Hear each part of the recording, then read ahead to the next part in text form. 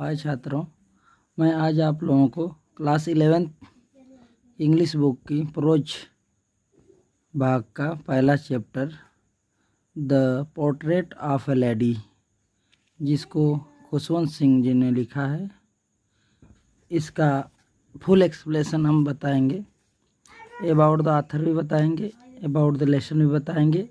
उसके बाद हम लोग चलेंगे लेसन पढ़ने। सबसे पहले ऑथर के बारे में, लेखक के बारे में जान लेते हैं। Khushwant Singh himself is a the narrator. Khushwant Singh खुद में एक वक्ता थे या वर्णन करता थे। He was born in Hadali, Punjab on 2 February 1915। वह 2 फरवरी 1915 ईस्वी को पंजाब के अदाली में पैदा हुए थे। हिज पेरेंट्स, उनके माता पिता, लेफ्ट हिम, उन्हें छोड़ दिए थे, विथ हिज ग्रैंड मदर, अर्थात उनके माता पिता उन्हें उनकी दादी के पास छोड़ दिए थे। When they went to live in the city, जब वे शहर रहने के लिए गए, अर्थात राइटर के मम्मी पापा शहर में जब रहने के लिए जाते हैं तो अपने बच्चे को, अर्थात राइटर को, अपनी दादी, उसकी दादी के पास छोड़ जाते हैं। He was a renowned author, renowned in प्रसिद्ध, जिसको आप लोग फेमस, पॉपुलर कहते हैं बेटा। वह एक प्रसिद्ध लेखक थे। He was a great journalist, एक महान पत्रकार, पॉलिटिशियन, राजनीतिज्ञ, एंड लॉयर, वकील, अर्थात वह एक महान पत्रकार, राजनीतिज्ञ और वकील थे। ही बिगैन हिज राइटिंग, उन्होंने अपनी लिखने की शुरुआत इन 1956 में कर दी। Where he wrote the novel, और उस समय उन्होंने लिखा एक उपन्यास जिसका नाम था Train to Pakistan. He left this world, उसके बाद उन्होंने इस संसार को छोड़ दिया।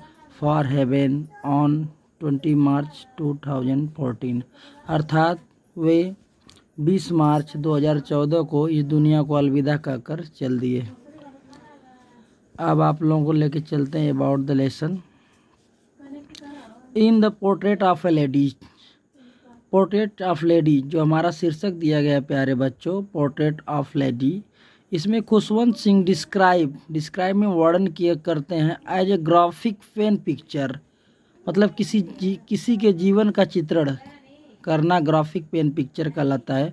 ऑफ हिज ग्रैंड मदर, अर्थात वे अपने दादी जी के जीवन का चित्रण किए हैं। ही एंड हिज ग्रैंड मदर, वह और उनकी दादी माँ, lived in their village home, गांव के घर में रहते थे। वह और उनकी दादी जी गांव के घर रहते थे, गांव वाले घर में रहते थे, ये कह सकते हैं।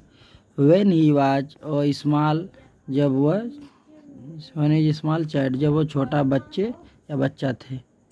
कहने का अर्थ हुआ कि जब वो छोटे बच्चे थे तो उनकी दादी जी और वे एक गांव वाले घर में या गांव के घर में रहते थे। She was a religious lady, उनकी दादी जी के बारे में बोला जा रहा है, वो एक धार्मिक महिला थी। She always would move her lips, वो अपने होठों को हमेशा हिलाती थी। इन साइलेंट प्रेयर, अर्थात शांत रूप में प्रार्थना करती थी और अपने होठों को हिलाती थी। सी डैड, वह मर जाती with prayer on her lips, अर्थात वह प्रार्थना करते हुए अपने होठों से मर जाती। And rosary in her head, और जो प्रार्थना करने वाला माला होता है उनके हाथों में रहता है। नाउ लेट अस रीड, आओ चलो, नाउ मीन अब, लेट अस, आओ चलते हैं, रीड पढ़ते हैं, अबाउट लव, प्रेम के बारे में, डिवोशन, श्रद्धा के बारे में, एंड इमोशन, भाव के बारे में, इन द स्टोरी, अर्थात इस कहानी में जो भाव भरा हुआ है, डिवोशन श्रद्धा या आस्था भरी हुई है, एंड लव जो प्रेम भरा हुआ है, उसको पढ़कर जानते हैं।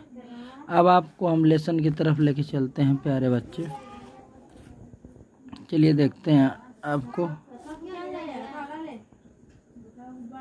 माई ग्रैंड मदर, राइटर कह रहा है कि मेरी दादी जी, लाइक, जैसा के तरह, एवरीबडी, जैसे कि सबके पास या सबकी, ग्रैंड मदर, दादी जी, was an old women, writer कहने का तात्पर्य है कि मेरी दादी जी भी एक बूढ़ी महिला थी, जैसे कि सबकी दादी जी होती हैं।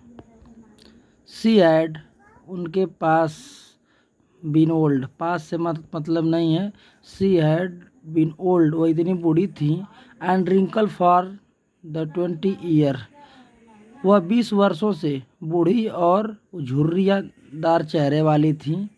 दैट आई हैड नोअर, जब से कि मैं उन्हें जानता हूँ। इसका शुद्ध अर्थ हो जाएगा ही she had been old and wrinkle for the 20 year that I had known, जब से मैं उन्हें जानता हूँ वह 20 वर्षों से रिंकल मीन झुर्रियों से भरे हुए और बूढ़ी महिला थी। पीपुल सैड, लोग कहते थे दैट की she had once been young and pretty, वह कभी जवान या युवा या सुंदर हुआ करती थी। एंड हैड इवन, उनके पास भी a husband, had a husband, उनके पास भी एक पति था। But that was hard to be believe, यह विश्वास करना कठिन था। My grandfather's portrait hang, मेरे दादाजी की पोर्ट्रेट तस्वीर हैंग में लटकी हुई थी। एबव द मेंटल पीस, जो अंगीठी थी उसके नीचे। इन द ड्राइंग रूम, जो मेरा ड्राइंग रूम था उसके ड्राइंग रूम में जो अंगीठी थी उसके नीचे मेरी दादाजी की तस्वीर लटकी हुई थी। ही और अ बिग, और वियर का सेकेंड फार्म वो पहने हुए थे अ बिग, बिग मीन बड़ा सा, टर्बन, टर्बन गमछा। एंड लूज फिटिंग क्लॉथ, और ढीला ढाला कपड़ा पहने हुए थे। वो बड़ा सा पगड़ी, टर्बन पगड़ी कह सकते हैं। एंड लूज फिटिंग क्लॉथ, और ढीला ढाला कपड़ा पहने हुए थे। हिज लॉन्ग वाइट बेड, उनकी लंबी और सफ़ेद दाढ़ी, बेड मीन सफ़ेद दाढ़ी, वाइट बेड मीन सफ़ेद दाढ़ी। कवरेज, ढकी हुई थी। बेस्ट पार्ट, उनके सीने का अधिकतर हिस्सा क्या थी, ढकी हुई थी। Of his chest and he looked a least of 100 years old, और दाढ़ी जो सफ़ेद थी उनके सीने के आधा हिस्से को क्या की थी, ढकी हुई थी, जिससे he looked at least of 100 year old, और दिखने में वो 100 साल के थे। He did not look the sort of person who would, he did not look, वो ऐसे नहीं दिखने में थे। सॉर्ट मीन प्रकार के, आप ऐसे व्यक्ति वो दिखने में नहीं थे। हु, जिसके, या जो, वुड हैव, या जिसके पास, ये बेटा, जिसके पास वाइफ और चिल्ड्रेन, पत्नी और बच्चे हों।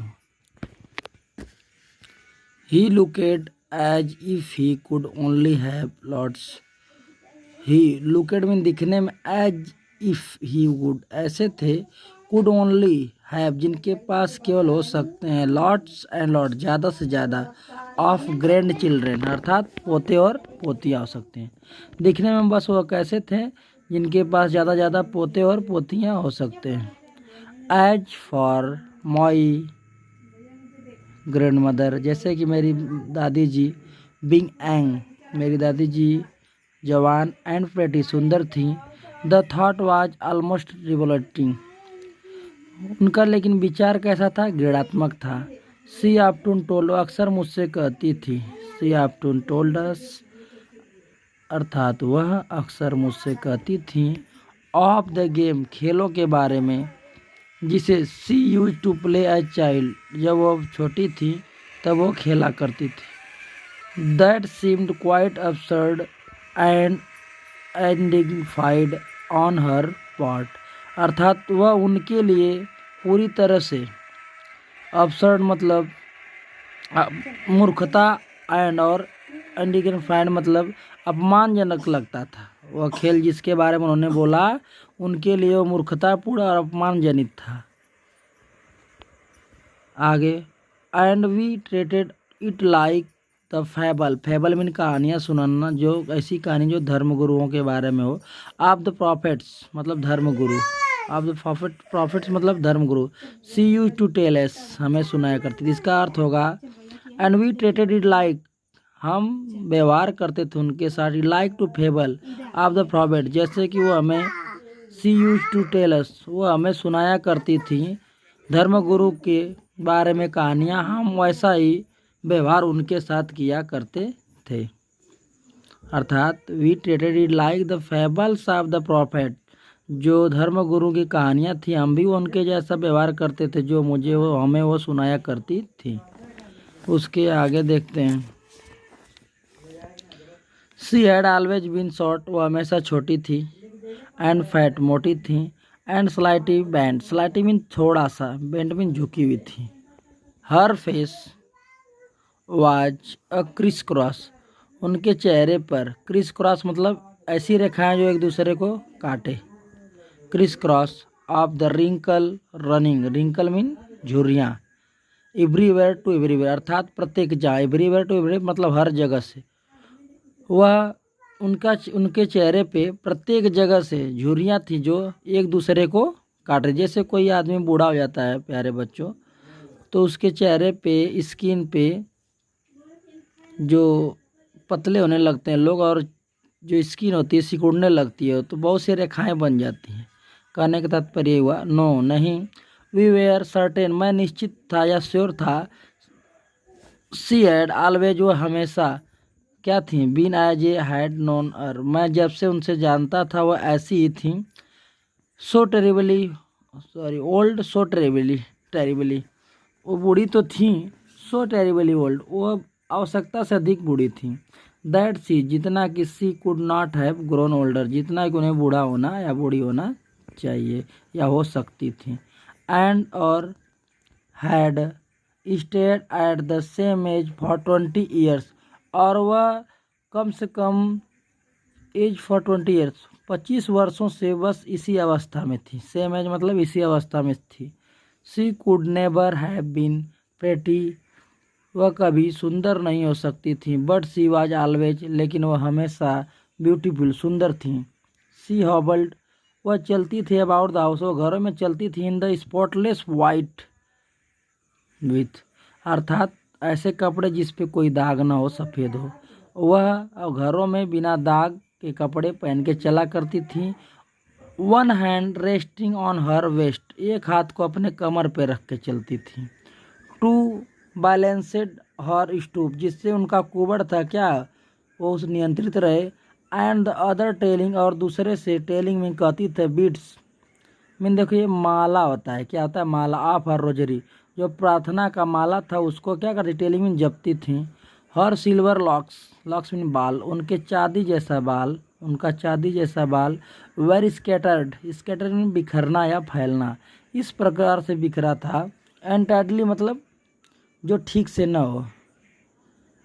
ओवर हर पल, पल मीन पीला, पकड़ेड मत फेस मतलब झुर्रियों युक्त चेहरे पे, अर्थात झुर्रियों युक्त चेहरे पे और पीले चेहरे पे उनका बाल इस असमान रूप से फैला था। आगे कहाँ, हाँ। एंड हर लिप्स कॉन्स्टेंटली, उनका होठ कॉन्स्टेंटली मतलब लगातार मुंह हिलते रहते थे। इंडिविजुअल प्रेयर अर्थात चुपचाप प्रार्थना करते रहते थे, उनके होठ लगातार चुपचाप प्रार्थना करते रहते थे। यस, हाँ। शी वाज ए ब्यूटीफुल, हाँ वो एक सुंदर थी। चलिए देखते हैं। She was like the winter landscape in the mountain, वह शरद ऋतु में पर्वत के भूदृश्य जैसा थी, पहाड़ों के भूदृश्य जैसा थी। एन एक्सपेंस, ऐसा फैलाव जो कि कैसा हो, आप प्योर स्वच्छ हो, वाइट सफ़ेद हो, सैनिटी शांत हो, ब्रीथिंग पीस जहाँ पे शांति, एंड कॉन्फिडेंस संतोष हो। वह उस क्षेत्र के समान थी दादी जी जहाँ पे संतोष हो, शांति हो, जहाँ पे शांति की सांसें ली जाए, सैनिटी शांत हो, वाइट मीन सफ़ेद हो, स्वच्छ प्योर मीन स्वच्छ हो, एक्सपेंसिव फैला हो। वो ऐसे स्थान, फैले हुए स्थान की तरह थी जो संतोषजनक था और शांति का वातावरण रखने वाला था। अब आगे चलते हैं। My grandmother and I were good friend, मेरी दादी जी और मैं अच्छे मित्र थे। माई पेरेंट्स लेफ्ट, मेरे माता पिता जी छोड़ दिए थे मुझे, विथ हर, उनके पास छोड़ दिए थे। When they went to live in the city, अर्थात मेरे मम्मी पापा जब शहर में रहने के लिए गए तो मुझे मेरी दादी के पास छोड़ दिए थे। एंड वी वेयर कॉन्स्टेंटली, और हम लगातार, कॉन्स्टेंटली में लगातार, टुगेदर में साथ रहते थे। सी यूज टू वेक मी, वह मुझे जगाया करती थी। इन द मॉर्निंग, वह मुझे सुबह में जगाया करती थी। And get me ready for school, और मुझे स्कूल के लिए तैयार करती थी। सी सैड हर मॉर्निंग प्रेयर, वह अपनी सुबह की प्रार्थना करती थी। इन ए मोन्टनस सिंग, मोन्टन में नीरस, सिंग सॉन्ग, अर्थात वह नीरस गीत की तरह अपनी सुबह की प्रार्थना को गाती थी। वाइल, जब तक सी बातें, अर्थात जब मुझे वो नहलाती थी। And dressed me in the hop the, अर्थात कहने का लेखक का मतलब है जब मुझे कपड़ा पहनाती थी, जब नहलाती थी, वो सुबह के समय नीरस गीत गाती थी। इन द हॉप, इस आशा में, दैट की आई वुड लिसन, कि मैं उन्हें सुनता हूँ या सुनूंगा। एंड गेट टू नो, और इसे जान लूँगा या याद हो जाएगा। इट बाय हार्ट, कि मेरे हृदय में वो बैठ जाएगा। आई लिसन, मैं सुनता था ध्यान से। Because I loved her voice, क्योंकि मैं उनकी आवाज़ से प्रेम करता था। But never bothered to learn it, लेकिन मैं उसे याद करने के लिए चिंता नहीं की, कभी चिंता नहीं की। देन सी वुड, तब सी वुड फेच माई वुडन, तब वह लाती हैं क्या, मेरा वुडन स्लेट, अर्थात मेरा लकड़ी का जो स्लॉट, जिसको हम लोग बोलते हैं पटरी, जो पढ़ने वाला था। विच सी, जो कि वह हैड ऑलरेडी वाशेड, जिसे उन्होंने खुद पहले ही वाशेड धो चुकी थी। एंड प्लास्टर, पोतना, जैसे कोई वस्तु हो उस पर कुछ लगाया जाए, प्लास्टर कहते हैं, उस पर पोत चुकी थी। विथ येलो चाक, येलो चाक को हम कहते हैं मुल्तानी मिट्टी। क्या कहते हैं? मुल्तानी मिट्टी, जिस पर पहले वो क्या कर चुकी थी, उसको साफ कर चुकी थी, जिस पर मुल्तानी मिट्टी भी चढ़ा चुकी थी या पोत चुकी थी। और टीनी एर्थन इंक, उसके बाद एक मिट्टी का छोटा सा इंक पॉट दवात। एंड रेड पेन, एक लाल पेन, इसको हम कह सकते हैं, सरकंडे की पेन कह सकते हैं। Tie them all in the bundle, उनको एक गुच्छे में, समूह में क्या करती थी, बांध देती थी। एंड हैंडेड टू इट मी, और मुझे पकड़ा देती थी। After a breakfast of, after a breakfast मतलब नाश्ते के बाद। ऑफ अ थिक स्टाइल चपाती, एक मोटी सी स्टेल में बासी चपाती में रोटी विथ ए लिटिल बटर, जो कि एक थोड़ा सा मक्खन। एंड शुगर स्प्रेड, जिस पे थोड़ा सा चीनी मिला के फैला के, ऑन इट, उस पर चीनी फैला के। वी वेंट टू स्कूल, हम स्कूल चले जाते हैं। अर्थात सुबह के नाश्ते में हम बासी रोटी के साथ थोड़ा सा मक्खन, चीनी मिला के खाने के बाद हम कहाँ चले जाते थे? स्कूल चले जाते थे। सी कैरिड, वह लाती थी सिवरल स्टेल चपाती, कुछ वो बासी रोटियां अपने साथ विथ हर, अपने साथ लाती थी। फॉर द विलेज डॉग, गांव के कुत्तों के लिए, अर्थात वह गांव के कुत्तों के लिए अपने साथ थोड़ा बासी रोटियां लाया करती